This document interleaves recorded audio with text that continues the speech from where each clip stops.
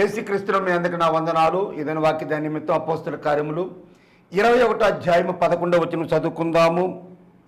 అతడు మా యొద్దకు వచ్చి పౌలు నడికట్టు తీసుకొని తన చేతులను కాళ్ళను కట్టుకొని, యెరూషలేములోని యూదులు ఈ నడుకట్టి గల మనిషిని ఇలాగు బంధించి అన్ని జనుల చేతికి అప్పగించరని పరిశుద్ధాత్మ చెప్పుచున్నాడనెను. దేవునికి స్తోత్రం. హల్లెలూయా, హల్లెలూయా. Praise the lord. షాలోమ్, మారనాథా. క్రీస్తునందున్న ప్రియ సహోదరి సహోదరులారా, dear brothers and sisters in the lord, పెద్దలారా, చిన్నలారా, యవనస్తులారా, స్త్రీలారా, పురుషులారా, మీ అందరికీ ప్రత్యేకమైన వందనాలు తెలియజేస్తున్నాను. ఈ కార్యక్రమం మొట్టమొదటిసారిగా వీక్షిస్తున్న వారులారా, మీకు ప్రత్యేకమైన వందనాలు, స్వాగతం. ఈ కార్యక్రమాన్ని వీక్షిస్తున్న దేవుజనులారా, మీ అందరికీ ప్రత్యేకమైన వందనాలు, స్వాగతం తెలియజేస్తున్నాను. ఎవరైనా మార్నింగ్ సిక్నెస్తోనే, అంతేకాకుండా అనారోగ్యంతో ఉంటూ ఈ కార్యక్రమాన్ని చూస్తున్నట్లయితే మీ కొరకు ప్రార్థించడానికి సిద్ధంగా ఉన్నాం. యేసునామంలో ప్రార్థించినప్పుడు అద్భుతాలు జరుగుతాయి. అది ప్రార్థన చేసిన వాని శక్తి కాదు, కానీ ప్రార్థన ఆలకించిన వాని శక్తి. నమ్మిన వారి వలన ఈ సూచక్రియలు కనబడను. వారు రోగుల మీద చేతులుంచుదురు, వారికి స్వస్థ కలుగును. నమ్మినవారు, యేసును నమ్మిన వారు, వాళ్ళ చేతుల్లో ఏమీ లేకపోవచ్చు, వాళ్ళ చేతులని రోగుల మీద ఉంచినప్పుడు ఏదో జరుగుతుందనే ఉద్దేశంతో కాదు, జరుగుతుంది. వాళ్ళలో ఉన్న అభిషేకం వీళ్ళకి ట్రాన్స్ఫర్ అవుతుందనే ఉద్దేశంతో కాదు. అభిషేకం ట్రాన్స్ఫర్ సంగతి కాదు అక్కడ రాయబడింది. అక్కడ రాయబడింది స్వస్థత జరగడం గురించి. విశ్వాసమునకు గుర్తుగా ప్రభు వాక్యం చెప్పినట్లుగా నూనె రాచి ప్రార్థన చేయకపోయినప్పటికీ, ఒక నూనెంటే నూనె రాచి ప్రార్థన చేయడం తప్పేం లేదు. అలాగే నూనె రాచి ప్రార్థన చేయమని నూనె అమ్మి ప్రార్థన చేస్తున్నారు. అది ఎంతవరకు కరెక్టో నాకు అర్థం కావడం లేదు. సరే, దేవుని స్తోత్రం. హల్లెలూయా. కాబట్టి యేసునామములో మీకు స్వస్థత కలుగును గాక. In Jesus name you are heal. We are ready to pray for your healing. మీరు ఎటువంటి రోగంతో ఉండొచ్చు, మానసిక, శారీరక, ఆత్మీయ రోగం ఏదైనా కావచ్చు, వాటన్నిటికీ ఒకటే మందు, ఒకటే, లేకపోతే సర్వరోగ నివారణ అన్నట్టుగా ఒకటే విరుగుడు మందు. That is the name of Jesus, that is blood of Jesus, that is word of Jesus. యేసు యొక్క నామము, యేసు యొక్క రక్తం, యేసు యొక్క వాక్యం ద్వారా మీరు స్వస్థత అనుభవించవచ్చు. ఆయన తన వాక్కును పంపి వారిని బాగు చేసెను. వాక్కును పంపి, వాక్కు అంటే కుమారుడు, son. He send his word. The word is his son. ఆ కుమారునికి దేవుని వాక్యము అనే పేరు ఉన్నది అని రాయబడింది ప్రకటన గ్రంథంలో. దేవుని స్తోత్రం. హల్లెలూయా. ఈ సమయంలో దేవుని బిడ్డలారా, ఒక ప్రకటన తర్వాత కార్యక్రమంలో వాక్య వివరణలోకి వెళ్తాను. ఉజ్జీవ కూడికలు, ప్రభు కృపను బట్టి నిన్న జరిగినటువంటి కూడిక చక్కగా జరిగింది. మీలో కొంతమంది పాల్గొన్నారు. శాంతి టీవీ వ్యూవర్స్ కూడా అందులో ఉన్నారు. కాబట్టి అందరూ బట్టి నేను ప్రభు నామాన్ని మహిమపరుస్తున్నాను. ఈరోజు చివరి రోజు. నిన్న ఒకవేళ మీరు రాలేకపోయింటే ఈరోజు మీరు మీటింగ్కి రావచ్చు. ఇంకొక 10 గంటల తర్వాత, after 10 hours, we are going to have a revival meeting, the last day of the revival meeting. ఉజ్జీవ కూడికల చివరి రోజు కూడిక. ఇక 3వ రోజు లేదు, 17వ తేదీ లేదు, 15, 16 మాత్రమే. కనుక ఈ కూడికి మిమ్మల్ని ప్రేమపూర్వకంగా ఆహ్వానిస్తున్నాం. మిమ్మల్ని, మీ కుటుంబ సభ్యుల్ని, మీ బంధుమిత్రాదులందరినీ ప్రేమపూర్వకంగా ఆహ్వానిస్తున్నాం. ఎక్కడో కాదు, మనకు సమీపంలో నెల్లూరులోని పొదలకూరు రోడ్డుకి, నిప్పో ఫ్యాక్టరీకి మధ్యలో ఉన్నటువంటి ఆ గ్యాప్లో, ఆ వీధిలో లోపలికి వస్తే ECI church, evangelical church of India, Chennai head office కలిగినటువంటి ఆ ఎవాంజలికల్ చర్చ్, ఈసీఐ చర్చెస్ మనకు నెల్లూరులో ఆయా ప్రాంతాల్లో ఉన్నాయి. సౌత్మాపూర్లోను, కొళ్ళపూడిలోను, ఎన్టీఆర్ నగర్లోను, ప్యాడిసన్పేటలోను వేరు ప్రదేశాలు ఉన్నాయి. ఈసీఐ చర్చ్లో నిప్పో ఫ్యాక్టరీ వెనకాల AP housing board colony, KP housing board colony కాదు, కల్లూరుపల్లి హౌసింగ్ బోర్డు కాలనీ కాదు, ఏపీ హౌసింగ్ బోర్డు కాలనీ. దాని వెనుకాల ఆ కాలనీ చివరిలో పైన మీరు నిప్పో ఫ్యాక్టరీకి, స్టేట్ బ్యాంక్ సందులోంచి మీరు లోపలికి వస్తే మీద కనిపిస్తుంది చర్చ్, ఈసీఐ చర్చ్. ఆ చర్చ్లో జరుగుతుంది. దేవజనులు మేమందరం టీమ్గా ఉంటాం. మిమ్మల్ని రిసీవ్ చేసుకొని రెడీగా ఉంటాం. దేవజనులు పాస్టర్ జస్టిన్ గారు, ఆయన మంచి దేవజనులు, కేరళ నుంచి వచ్చి మన నెల్లూరు జిల్లా కలువాయి ప్రాంతంలో మంచి పరిచయం చేస్తున్నారు. వారి టీం, నిన్న కూడా వారి టీం అంతా ఉన్నారు. ఈరోజు కూడా వారి టీం ఉంటారు, వారు వాక్య పరిచయం చేస్తారు. ఉదయం పూట ఖాళీగా ఉంటాం కాబట్టి ఎవరికైనా ప్రార్థనలు, ప్రత్యేకమైన ప్రార్థన అవసరతలు ఉన్నట్లయితే మీరు వారిని, ఆ టీం వారిని, లేదా నన్ను కలుసుకోవాలని మీరు ఆశించినట్లయితే శాంతినగర్లోని 6వ వీధిలోని మా మందిరం దగ్గరికి, నా గృహం దగ్గరికి రావచ్చు, మా హౌస్ దగ్గరికి రావచ్చు, వచ్చి కలుసుకోవచ్చు. మీకోసం అక్కడ దైవజనులు ప్రార్థన చేయడానికి సిద్ధంగా ఉన్నారు. కాబట్టి సాయంత్రం 6:30కి, ఎగ్జాక్ట్ 6:30కి, 8 గంటలకి సందేశం ఇచ్చేస్తాం. 9:30 లోపు మీటింగ్ అయిపోతుంది. కనుక ఈ కూడికి మిమ్మల్ని అందరినీ ప్రేమపూర్వకంగా ఆహ్వానిస్తాం. ఆ కూడికి అనంతరము ప్రేమ ఎందు ఉంటుంది. సంతోషంగా ప్రేమ ఎందు పూజించి మీరు వెళ్ళాల్సిందిగా మిమ్మల్ని ప్రేమపూర్వకంగా కోరుతున్నాను.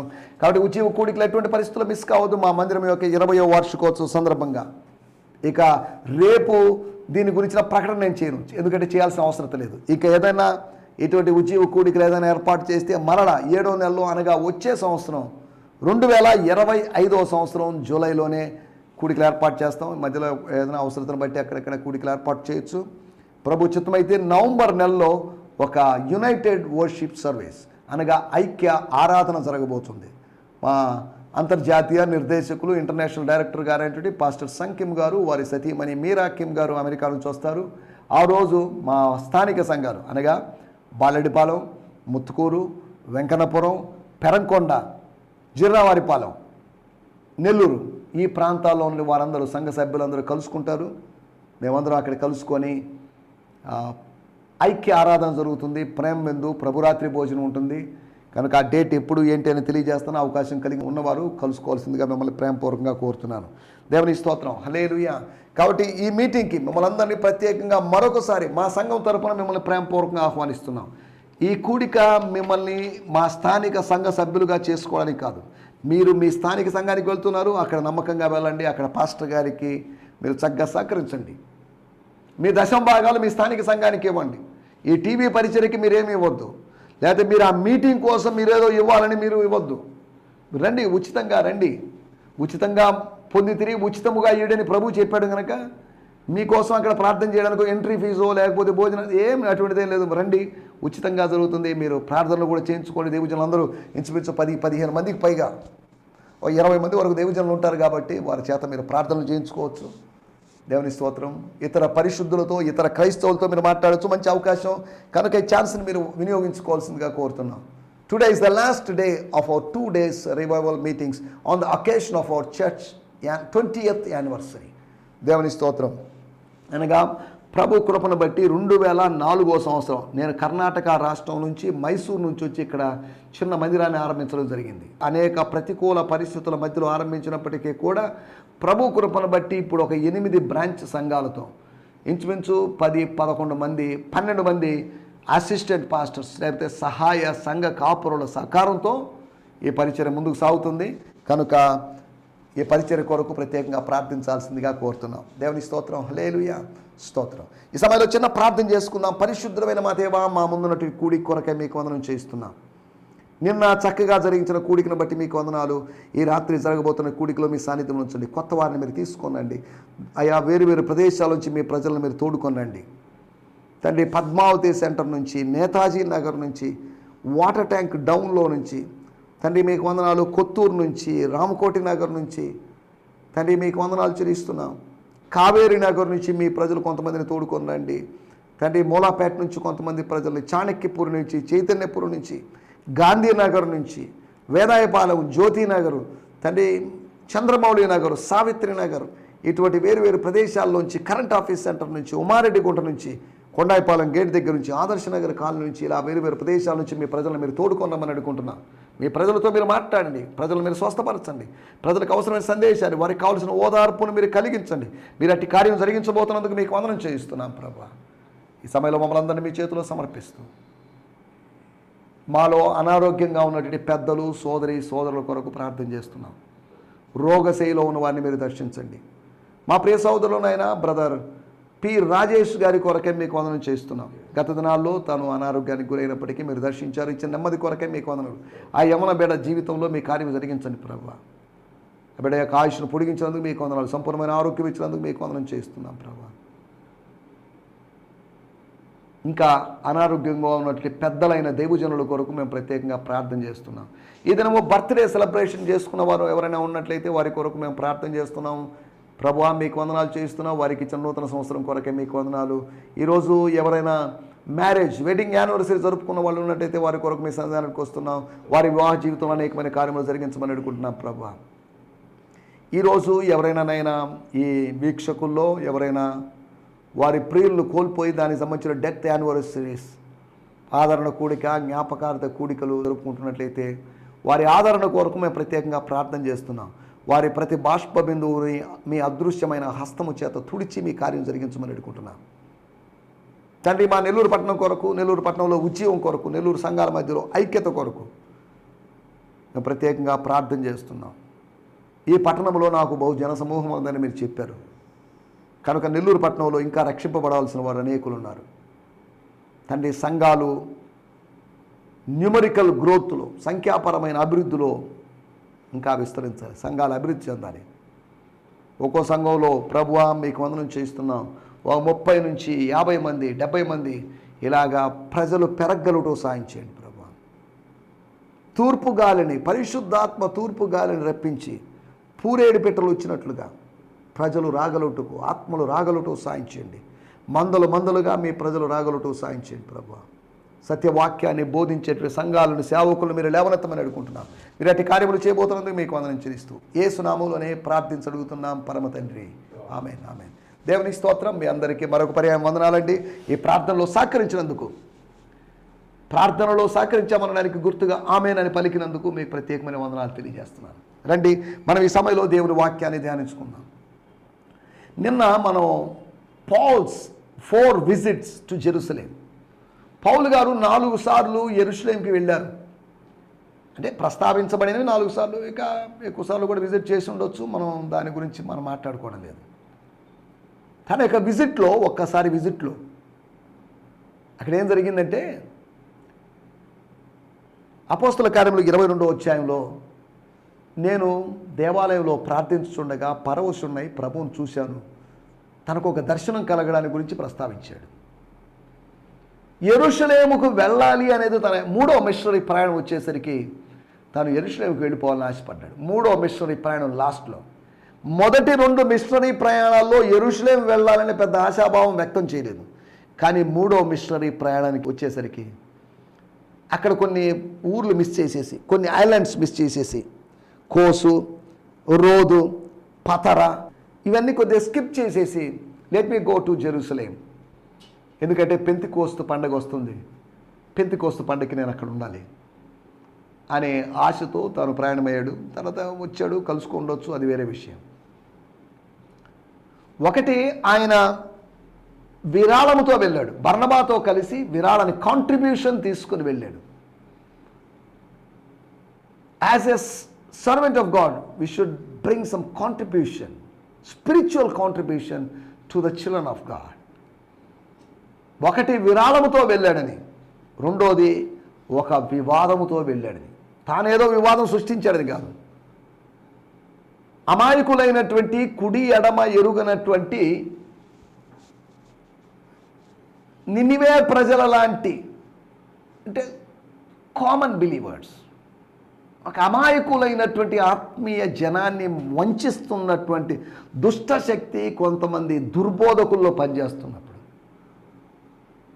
వాక్యములో లేని దాన్ని, సున్నతి అనేటువంటి పాత నిబంధన అంశాన్ని, సున్నతి అనేటువంటి శరీర సంబంధమైన అంశాన్ని ఆత్మ సంబంధమైన దాన్ని కలిపి కాస్త కలవరం సృష్టించి యూదులను కేవలం యూదులుగానే చూడాలనుకొని, యూదులను క్రైస్తవులుగా చూడడం ఏమాత్రం ఇష్టపడక, వాళ్ళు సున్నతి అనేటువంటి, సున్నతి ఉంది, సున్నతి చేయించుకునే వాళ్ళు చేయించుకుంటున్నారు, హెల్త్ బెనిఫిట్స్ని బట్టి సున్నతి చేసుకునే వాళ్ళు చేసుకుంటున్నారు. ఇప్పటికి కూడా యూదుల మధ్యలో సున్నతి ఉంది, సున్నతి ఆచరించే వాళ్ళు ఉన్నారు. కానీ మనకు జరిగేటువంటి సున్నతి ఆత్మ సంబంధమైనటువంటి సున్నతి. కొలసీ పత్రిక 2వ అధ్యాయంలో రాయబడింది. ద్వితీయోపదేశకాండం 10వ అధ్యాయంలో రాయబడింది, హృదయమునకు సున్నతి, the circumcision of the heart. మన హృదయము గుచ్చబడాలి, పొడవబడాలి, వాక్య ఖడ్గము చేత పొడవబడాలి. అది ఆత్మీయ సున్నతి. మనుషుల చేతులతో చేయబడని సున్నతి, చేతి సహాయము లేకుండా, మనుషుల యొక్క చేతి సహాయము లేకుండా తీయబడిన రాయి అని చెప్పినట్లుగా మనుషుల, నేను ఒక మాట చదువుతాను, కొలసీ పత్రిక 2వ అధ్యాయంలో ఉన్నటువంటి మాట. అక్కడ సున్నతిని గురించిన ప్రస్తావన. మనం ఇప్పుడు సున్నతిని గురించి మాట్లాడుకోవడం లేదు, కానీ సందర్భం వచ్చింది కాబట్టి చిన్న మాట. రైట్, దేవుని స్తోత్రం, హల్లెలూయా. కొలసీలు రాసిన పత్రిక 2వ అధ్యాయం 11వ వచనం, మీరును క్రీస్తు సున్నతి యందు శరీరేచ్ఛలతో కూడిన స్వభావమును విసర్జించి ఆయన యందు చేతులతో చేయబడని సున్నతి పొందితిరి. మీరు ఆల్రెడీ భౌతికమైన శరీర సంబంధమైన 8వ రోజు లేదా మీరు సున్నతి పొంది ఉంటారేమో. మీరును అంటే మీరు కూడా, ఓ కొలసీలారా, క్రీస్తు సున్నతి యందు, మోషే చెప్పినట్టు సున్నతి అని కాదు, క్రీస్తు యొక్క సున్నతి యందు శరీరతో కూడిన స్వభావమును విసర్జించి ఆయన యందు చేతులతో చేయబడిన సున్నతిని పొందితిరి. కాబట్టి సున్నతి పొందుట ఎందును పొందకపోవటం ఎందు ఏం లేదు, నూతన సృష్టి పొందడం ముఖ్యం. కానీ ఎన్ని అనవసరం అండి, ఎందుకంటే అనవసరమైన వివాదాలు తేవడం, అనవసరమైన వివాదాల్ని సువార్తలో ఇరికించడం దేనికి, ఉపదేశంలో ఇరికించడం దేనికి?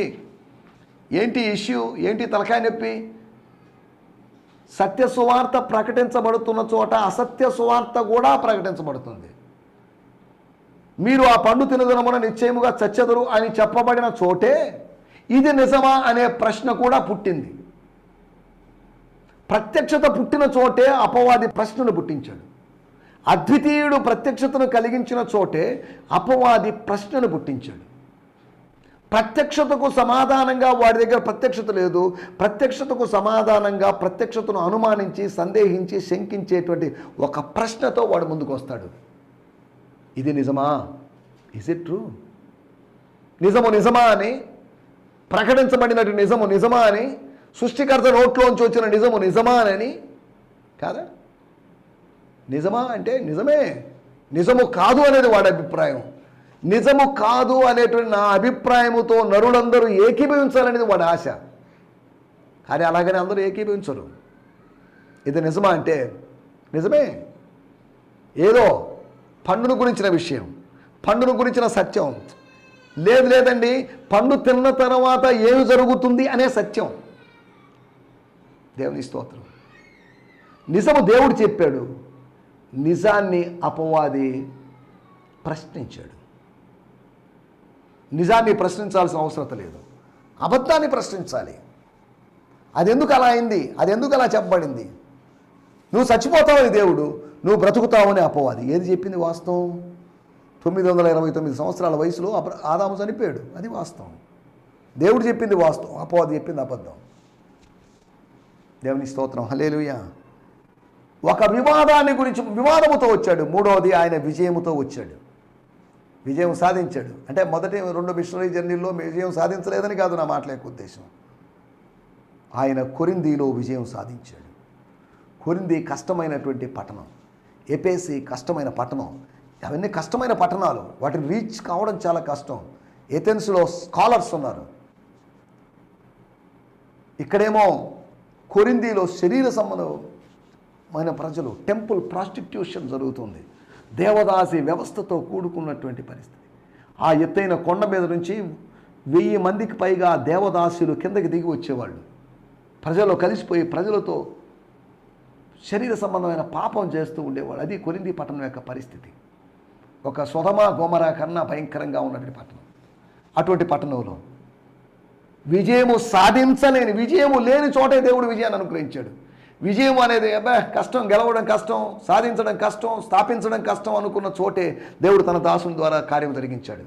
4వదిగా ఆయన యెరూషలేము యొక్క సందర్శన, యెరూషలేమును ఎప్పుడు విజిట్ చేశాడంటే విపత్తును ఎదుర్కోవాలంటే ఉద్దేశంతో, ఏమైనా పర్లేదు, తాడో పేడో తెలుసుకోవాలి, విజయమో వీరస్వర్గమో తెలుసుకోవాలి అనే ఉద్దేశంతో ఆయన వెళ్ళినట్టుగా మనం చూసుకున్నాం.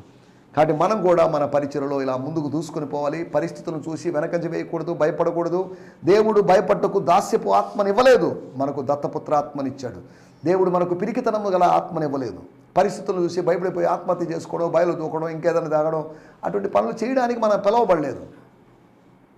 నా వంటి వాడు పారిపోదగున అని తెగించి నెహెమ్యాలాగా మాట్లాడాల్సిన వాళ్ళు కావాలి. కానీ అందరూ అన్నారు దాంకోవయా, దాంకో, హైడ్ అండ్ సీ గేమ్ లాగా దాక్కునుండు.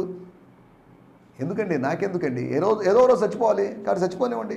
చావనివ్వండి, దేవుని మందిరంలో చావనివ్వండి, పరిచర్యలో పనిచేస్తూ చావనివ్వండి అన్నట్టుగా నెహెమ్యా మాట్లాడాడు. నెహెమ్యా యొక్క తెగింపు, నెహెమ్యా యొక్క ధైర్యం అద్భుతం.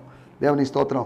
రండి మనం ఈ సమయంలో దేవుని వాక్యాన్ని ధ్యానించుకుందాం. నిన్న మనం ధ్యానించుకున్నట్టుగా ఈరోజు కూడా అపోస్తుల కార్యములు 21వ అధ్యాయం 11వ వచనం.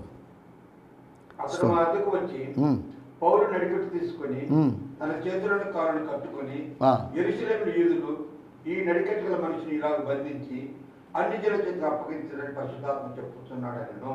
చాలండి, స్తోత్రం. నిన్న కూడా ఇదే వాక్యాన్ని ధ్యానించుకున్నాం.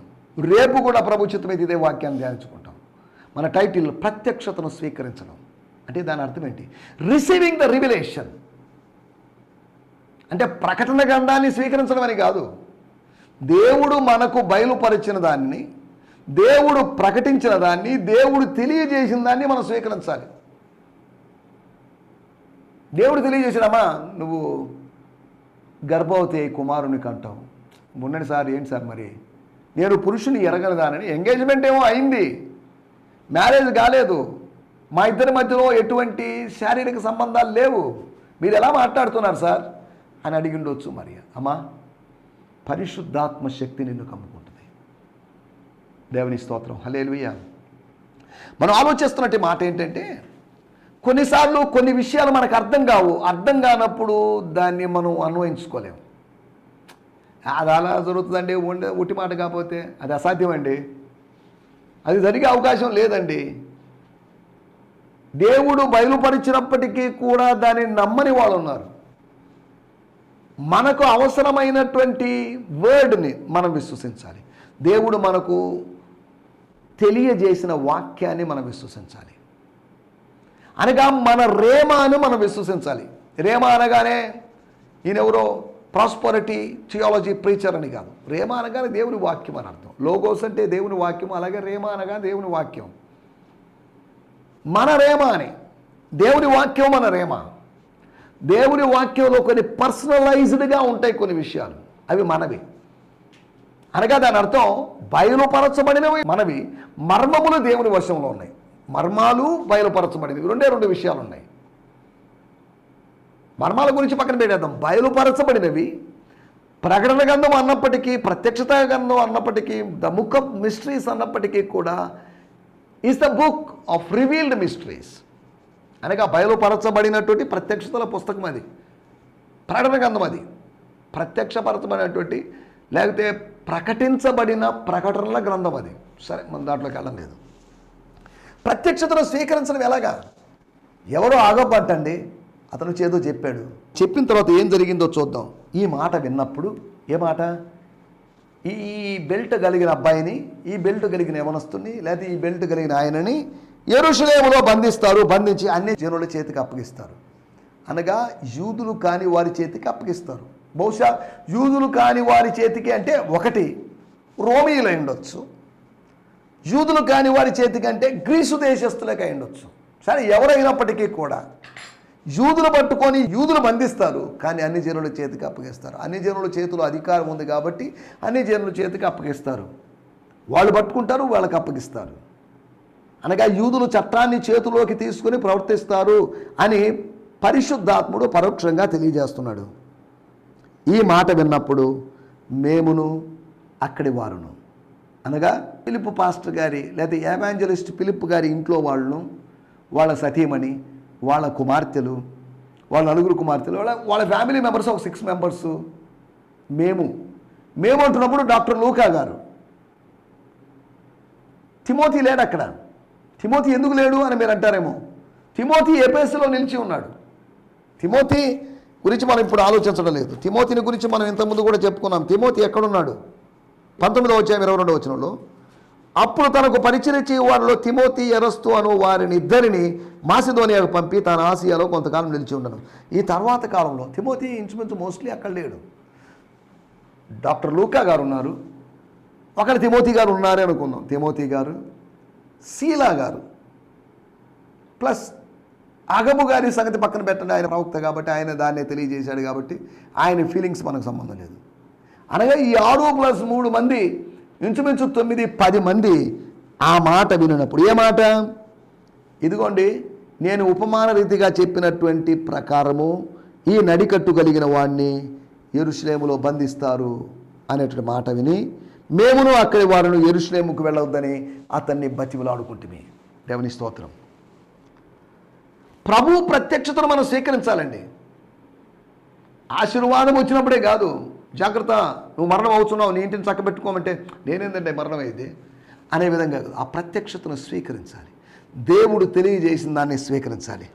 ఒకటి అపోస్తల కార్యములు 7వ అధ్యాయము 52వ వచనంలో గమనిస్తే ఎందుకు స్వీకరించాలి ప్రత్యక్షతను అని ఆలోచిస్తే, మీ పితరులు అనగా మీ పూర్వీకులు, మీ పెద్దవాళ్ళు ప్రవక్తలలో ఎవరిని హింసింపకుండా ఉండ్రి,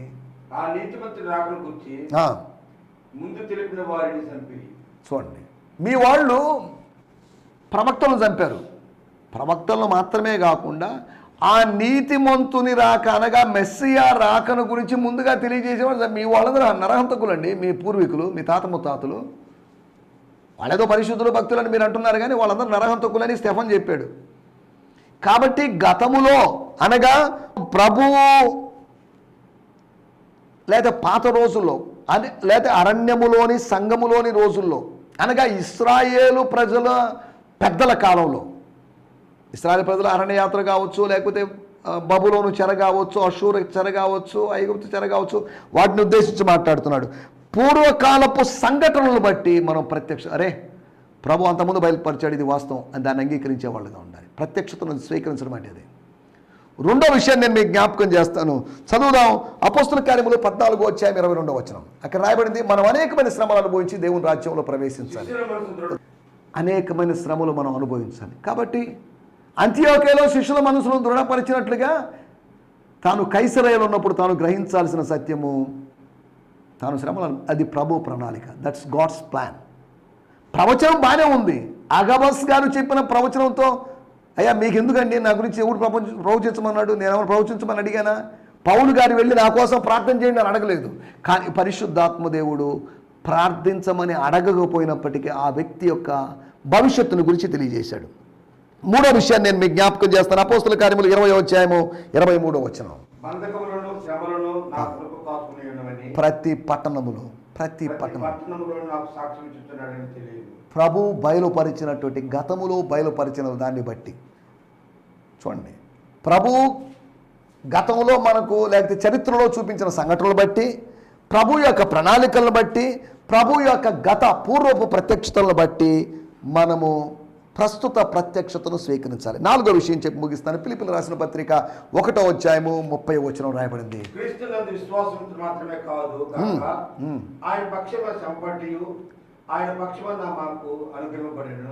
ఆయన పక్షాన శ్రమపడుట అనేటువంటి ధన్యత, శ్రమ పడ్డం అనేటువంటి ధన్యత.